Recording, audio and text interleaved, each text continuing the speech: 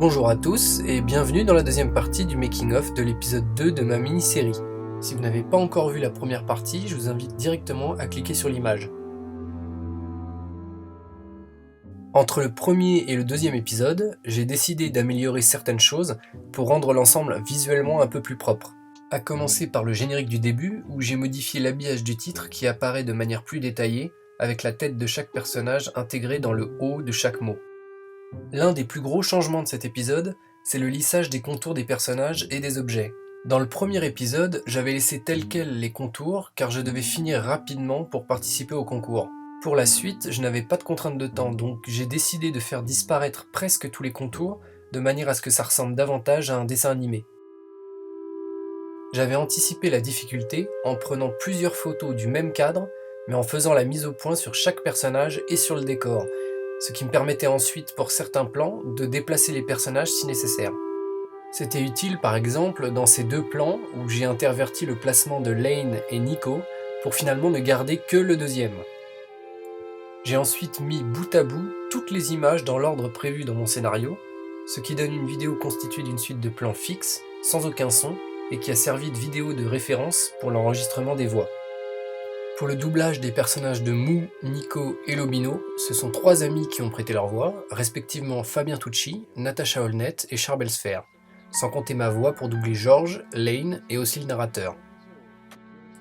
L'enregistrement des dialogues n'a pas été simple, sachant qu'il a fallu jongler avec un faux contact du câble du micro et donc des coupures de son assez régulières. Bref, il y a eu beaucoup de ratés, mais heureusement on s'est quand même bien amusé. Quand tous les dialogues étaient enregistrés, je me suis occupé de l'animation. Pour chaque plan, je devais détourer certains éléments des visages pour créer des calques de chaque état. Un pour la bouche semi-ouverte, un pour la bouche ouverte, un pour le clignement des yeux, un pour les sourcils, etc. C'était de loin l'étape la plus longue. J'ai retouché chaque personnage de chaque plan et exporté chaque état en une image JPEG, de manière à pouvoir ensuite alterner les états de chaque personnage quand je voulais, pour synchroniser avec la voix. J'ai ainsi placé tous mes fichiers d'animation dans le montage, plan par plan, en augmentant ou réduisant la durée de chaque image pour être synchro avec la voix du personnage. Pour l'animation de Lobino au téléphone, j'ai utilisé la vignette de sa discussion avec George au café et celle au téléphone dans Les Chevaliers de Baphomet 2. J'ai changé le fond de la vignette, remplacé son vieux téléphone bleu par un portable plus petit, utilisé certaines images clés de l'animation de sa bouche et refait manuellement tout le reste. En plus des nouveaux personnages et accessoires, je voulais changer le lieu de l'action pour qu'il n'y ait pas uniquement le décor de la galerie.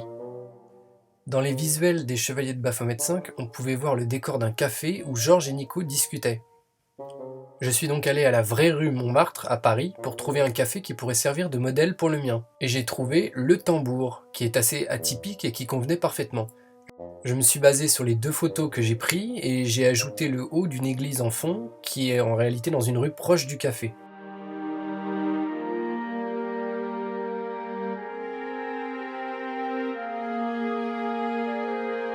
J'ai intégré un élément tiré du jeu, le lampadaire, pour donner une cohérence puisque c'est censé être la même rue où se trouve la galerie.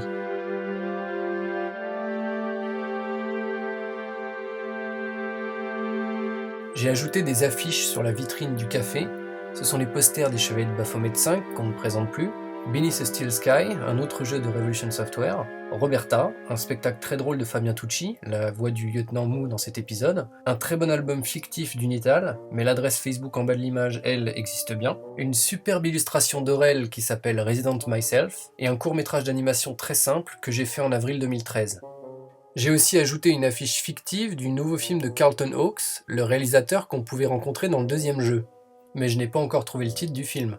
J'ai encore le temps de toute façon, ça sera dans le dernier épisode. Après avoir placé les affiches, il ne restait plus qu'à modifier quelques détails et ajouter le passage de la voiture et le mouvement de caméra.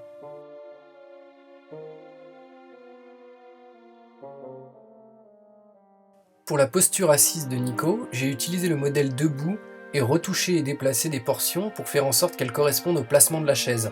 Je l'ai ensuite intégré dans le décor, ajouté toutes les ombres, et un effet de grain pour se rapprocher de l'effet photo, car contrairement au reste de l'épisode, la scène du café n'a pas été photographiée puisque j'ai tout fait sous Photoshop, du décor aux animations des personnages. La musique a été de loin la chose la plus difficile à faire.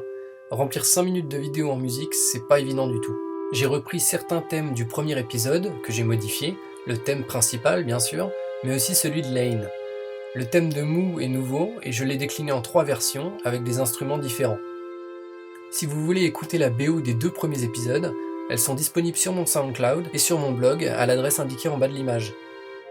Quant à la sonnerie du téléphone de Nico, elle est extraite du générique de fin de la bande originale des Chevaliers de Baphomet 2. Enfin, n'oublions pas l'étape des sous-titres français et anglais qui prennent un peu de temps à faire mais qui peuvent être bien utiles. Au total, ça m'a pris près de 3 mois pour faire cet épisode. Voilà, c'est la fin de cette deuxième et dernière partie du making-of. J'espère que ça vous a plu et que mes explications étaient assez claires. N'hésitez pas à aller voir ou revoir les 2 premiers épisodes en cliquant sur les vignettes, et bien sûr allez voir mon blog, Twitter, chaîne YouTube, etc. pour voir mes autres vidéos. À bientôt!